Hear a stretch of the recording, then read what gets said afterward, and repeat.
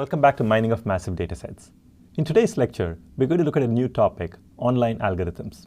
And we're going to look at a particular application of online algorithms, which is performance-based advertising, the kind of advertising that you see on the web or on mobile.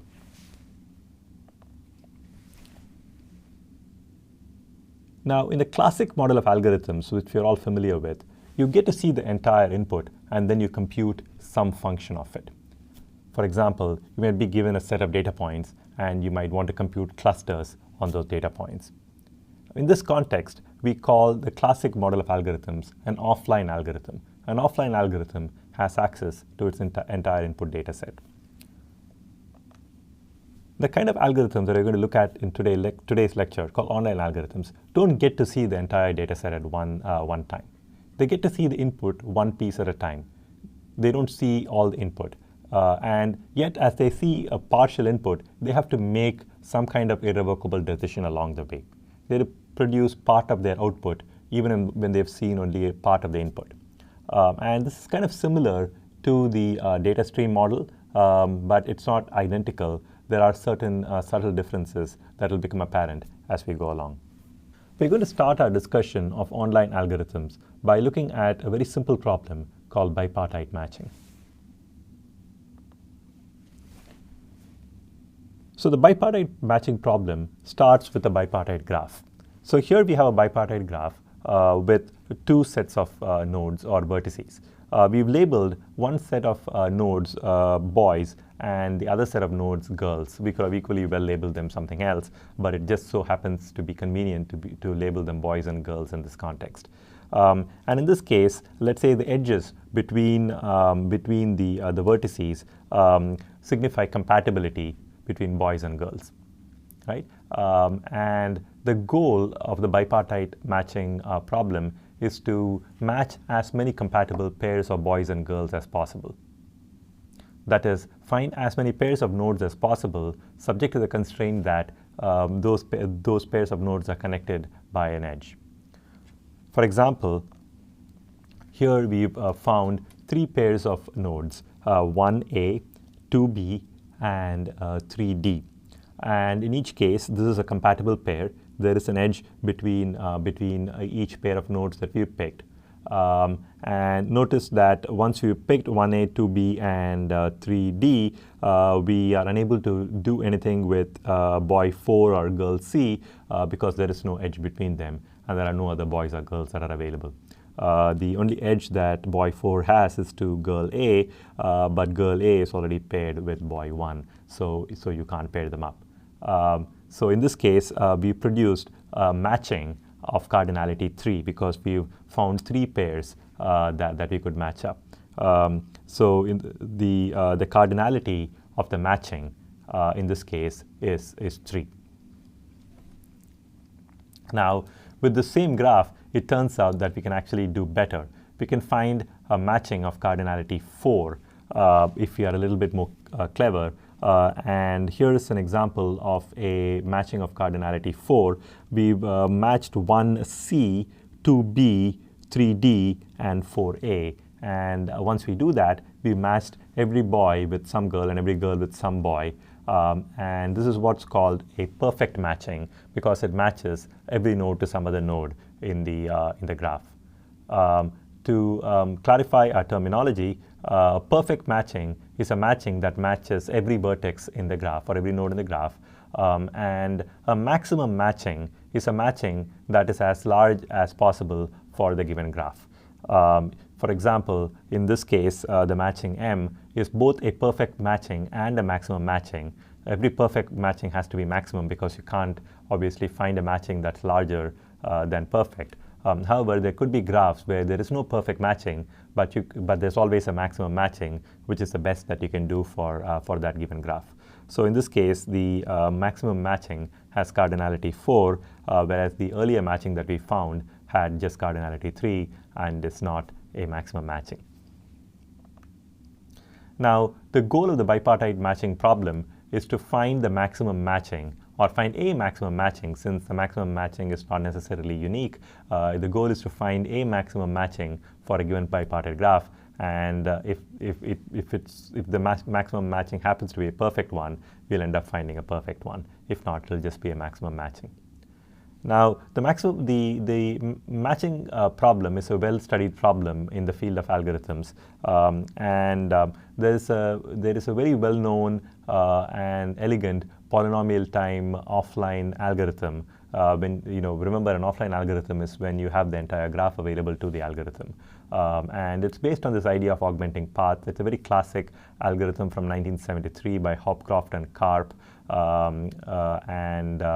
If you're curious, you can look it up on Wikipedia following that the link that I've given there. Now, however, suppose you don't know the entire graph in advance. You only have a piece of the graph available to you at any point. In the online version of the graph matching problem, we're initially given the sets boys and girls, the two sets of nodes, but we're not given all the edges between the nodes. In fact, the edges are revealed one round at a time. In each round, one girl's choices are revealed. That is, the edges between that girl and the boys are revealed. Now, in each round, the algorithm has to make an irrevocable decision. And that decision is to either pair the girl with some boy, right? So we know all the edges from that girl to the boy set. So we know all the compatible boys for that girl. So we can either pair the girl with a boy. Remember, we have to pick a boy who has not already been paired because that's part of the rules of the game. If there is a boy among the girls' compatible set who has not already been paired, we can choose to pair the girl with that boy. Or we can decide to not pair the girl with any boy and move on to the next girl. But once we've made the choice, we cannot go back. We can't go back and pair the girl if we had not paired her at that point, and we cannot go back and change the pairing of that girl if we've already paired her. So the choice is irrevocable and made at that point. For an example application that is kind of along these lines and motivates in looking at this algorithm is assigning tasks to servers. Let's say we have a large number of servers of different kinds, and tasks come along, and each task can only be assigned to certain servers. Then the goal is to assign those tasks to each task to a server that can handle that task. And sometimes we may just choose to reject a task because we have an overload situation or something like that. So the online graph matching problem is in some sense similar to the problem of assigning tasks to servers. So here's an example of the online graph matching problem. We start with the set of boys, and here's the first girl A, and her choices are revealed. So in this case, A's choices, A is compatible with 1 and 4. And at this point, we have to make a choice. Either we decide to pair A with 1 or 4, or we decide not to pair A with anyone. Let's say we decide to pair A with 1, and we output 1A as our first pair. Now, the second girl node comes in, and notice that B is compatible with nodes 2 and 3, and once again we have the same choice, and let's say we choose to pair to B. Now let's say C comes in, and we have just the one edge, 1C. Now we cannot pair C with 1 because 1 is already paired with A, so our hand is forced and we don't output anything in this round. And then D comes in, and D, there's only one edge, 3D, and so we can output that edge because in this case we decide to pair 3 and D. Right, so this is an example of the online graph matching scenario. Now, what we want to do is we want to design an algorithm in this online setting that makes a choice at every step that finds as large a matching as possible by the time everything is revealed. All the edges are revealed, right? And how do we go about doing something like that? Now, it's a very complicated problem because we don't know what's going to come up. So any choice that we make at the moment might paint us into a corner. For example, because we output 1A, when C came along, we are unable to match C. Had we instead, weighted and not or output A4, then we couldn't, when C came along, we could have output 1C, but we've sort of painted ourselves into a corner and denied ourselves that choice by making an irrevocable decision along the way. So as you can see, this is a very tough problem to solve in an optimal way, and we have no hope really of finding an optimal solution or a maximum matching. What we can hope instead is to come up with some kind of heuristic that gets us, a fair distance of the way there, a heuristic that gives us a good matching, but not necessarily the best one. And such a heuristic is called the greedy heuristic. And the greedy algorithm is a very simple algorithm. And the greedy algorithm says, well, when a girl's choices are revealed, don't ever choose not to pair that girl if possible. If there is any eligible boy, if there is any boy with whom that girl is compatible, where there's an edge, and that boy is not already paired, then just pick a boy arbitrarily, pick such a boy arbitrarily, and pair that girl with that boy. And if there is no eligible boy, then don't pair girl, obviously, because we can't do anything there. So it's a very simple algorithm, the greedy algorithm. And let's say we go with this algorithm. The really interesting question is, how good is a greedy algorithm, or how bad can it be in practice? How good can it be in practice? How do we even analyze how good an algorithm is in this setting, right?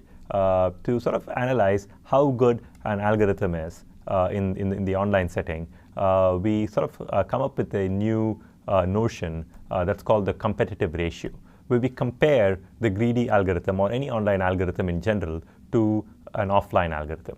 So the way we analyze online algorithms is by comparing them with the best offline algorithm. So to define this formally, suppose we have an input I. Remember, the offline algorithm sees the whole input I, and it can make an optimal choice. In this case, an optimal matching, and let's say that optimal matching is M optimal, right? Whereas the greedy algorithm sees only one input at a time, and so it ends up picking a matching that's M greedy. Now, we're going to sort of, in the most likely scenario, we know that the cardinality of M greedy is going to be less than or equal to M optimal. It can never be greater than M optimal, because M optimal is the optimal matching, and we can't do better than that. The greedy algorithm is not always going to match the optimal matching, but it's going to be less than the optimal matching, or in the best case scenario equal to it. Now, the competitive ratio of the greedy algorithm is defined to be the ratio of the cardinality of M greedy to the cardinality of M optimal over all possible inputs I. We take the minimum, right? So it's kind of the worst case performance of the greedy algorithm, right? We take the worst possible input I for the greedy algorithm, and we compute the ratio of the cardinality of the greedy output to the optimal output in that scenario. So this is what we mean by the competitive ratio of the greedy algorithm. Or in general, the competitive ratio of any online algorithm is defined in a similar manner. So let's see whether we can figure out what the competitive ratio of the greedy algorithm is. Right? Now, let's suppose the greedy algorithm doesn't actually produce the optimum matching. Now, if the greedy algorithm actually produces the optimum matching, then we know the competitive ratio is 1. But suppose the greedy algorithm doesn't produce the optimum matching, so it's actually less than the optimal matching. So here's a scenario where you can see that the optimal algorithm in this case, that's denoted in black by the black lines here, produces a matching of cardinality 4. The greedy algorithm, which is denoted by these red lines here, produces a matching of cardinality 3. And so M greedy is not equal to M opt in this case. The set of boys is on the left, and the set of girls is on the right. Now what we're going to do is we're going to consider the set of girls G that is matched in the optimal matching but is not matched in the greedy matching. Okay? So here, for example, in this case, the girl D is actually matched in the optimal matching. D is matched to boy 4, but the greedy algorithm actually doesn't match D. It matches A, B, and C, but it doesn't match D. And so the set G consists of the single node D in this case. But we define the set G to be the set of girls that are matched in the optimal algorithm, but not in the greedy algorithm. Now, we're going to define the set B to be the set of boys that are adjacent to the girls in the set G. So in this case, the set G just has a single node. The set of boys that are adjacent are 3 and 4, and so there are 2 boys in the set B that are adjacent to the girls in the set G. Now, the first observation that we make is that the cardinality of the optimal matching is less than or equal to the cardinality of the greedy matching plus the size of the set G. Now, this is by definition, because G is just a set of girls that are matched in M optimal but not in M greedy. So if you just add in the unmatched girls from M optimal to M greedy, we are going to get a match. We are going to get the size of the optimum matching, right? So the difference between the optimum matching and the greedy matching is the set of girls G, and therefore the size of the optimal matching can be no more than the size of the greedy matching plus the size of the set G. And you can see in this case, the size of the set G is 1, the size of the optimal matching is 4, the size of the greedy matching is 3, and what this is saying is that 4 is less than or equal to 3 plus 1 in this case, which is obviously true. So let's call this equation equation 1. Now, the second observation that we make is that every boy B in the set B that's adjacent to the girls in G is already matched in M greedy.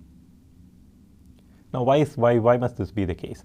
Suppose there is a boy B adjacent to the girls in G that is not matched in the greedy matching. Now, if it's not, if there is a boy B in the set of boys that is adjacent to the girls in G that's not matched, for example, let's say boy 3 were actually not matched in the greedy algorithm, then we could just output, the greedy algorithm would have just output the 3D in this case. We would have paired that boy with that girl in G, because the rule of the greedy algorithm is if it is possible to make a match, output it. And because the greedy algorithm did not pair the girls in G with any boy at all, the only reason why that must be the case is that every boy B that was eligible to be matched with the girl in G was in fact already matched, and therefore you couldn't output that boy. And therefore it follows that every boy B that's adjacent to girls G is already matched in M greedy. So what this really means is that the cardinality of the greedy algorithm must be at least equal to B, because since each of those boys is matched, there is at least B pairs, cardinality B pairs in the greedy algorithm. So the cardinality of the greedy algorithm is greater than or equal to the set B. Let's call this equation 2. Moving on, so what do we have so far? So far, we have two equations that we derived. The first is that the M optimal is less than or equal to M greedy plus G, and the second is that M greedy is greater than or equal to B. Now let's make another observation. The optimal algorithm matches all the girls in G to boys in B, right? This is by the definition of G. We said G is a set of girls that were not matched in the greedy algorithm but were matched in the optimal algorithm, and therefore the optimal algorithm matches all these girls. And clearly they can only be matched to boys in B because that's the only set of boys that are adjacent to the girls G. Since the optimal algorithm matches all the girls in G to boys in B, it follows that the cardinality of the set G should be less than or equal to the cardinality of the set B, because otherwise we couldn't match all the girls in G to boys in B. Therefore, there should be at least as many boys in B as there are girls in G. Otherwise, we couldn't find the matching. So for example, in this case, notice that the set G has one girl, but the set B has two boys. So this equation is saying that 1 is less than or equal to 2, which is obviously true. So let's call that equation 3. Now, when you combine equations 2 and 3, equation 2 says M greedy is greater than or equal to B. Well, equation 3 says G is less than or equal to B, or in other words, B is greater than or equal to G.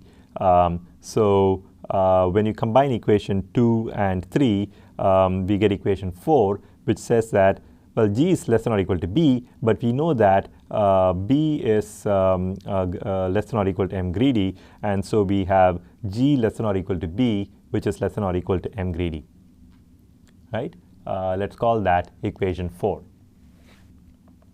So far we have equation 1, which says that M optimal is less than or equal to M greedy plus G, and we just derived equation 4, which says that G is less than or equal to B, which is less than or equal to M greedy. Okay, so when we combine 1 and 4, we're just going to take 4 and substitute it in 1. We have M optimal less than or M greedy plus G, but we know that G is less than or equal to M greedy, so M opt is less than or equal to M greedy plus M greedy, which is just 2 times M greedy. So if you just take the ratio, we end up with this final equation here, which says that M greedy divided by M optimal is greater than or equal to a half. And remember, the competitive ratio is just the ratio of M greedy to M optimal in the worst case scenario. Now, we've made no assumptions at all about this scenario. So this is any scenario, and in particular, it could be the worst case scenario as well. So in the worst case scenario, the cardinality of the greedy algorithm divided by the cardinality of the optimal algorithm cannot be worse than a half.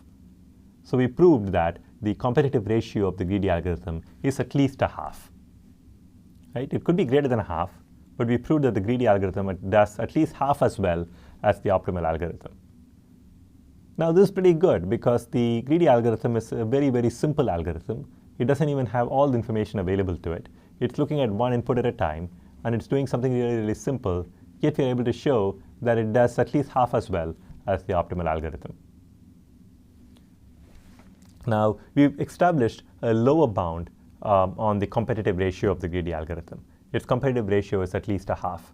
Now, it turns out that we can actually create a worst case scenario with where it performs half as well as optimal. So here's an example of a simple worst case scenario. Let's say a node girl A comes in, and the compatible boys are 1 and 4, and we output 1A. Then node B comes in, and we output 2B. Then C comes in, and we are unable to output anything because 1 is already paired. D comes in, and we are unable to output anything because 2 is already paired. And so in this case, the greedy algorithm produces a matching of cardinality 2, which is 1A, 2B. But if you observe carefully, there is in fact a matching, maximum matching of cardinality 4 in this set. So for example, the optimal matching in this set would be 1C, 2D, 3B, and 4A. Now that is a matching of cardinality 4, whereas the greedy just produced a matching of cardinality 2. So in this case, the greedy has done half as well as optimal. So what we've shown is that the upper bound on the competitive ratio of the greedy algorithm is a half. Now we just showed in the prior analysis that a lower bound on the greedy algorithm's competitive ratio is a half. Since we've shown that both the upper bound and the lower bound are a half, it follows in fact that the greedy algorithm has a competitive ratio of exactly a half.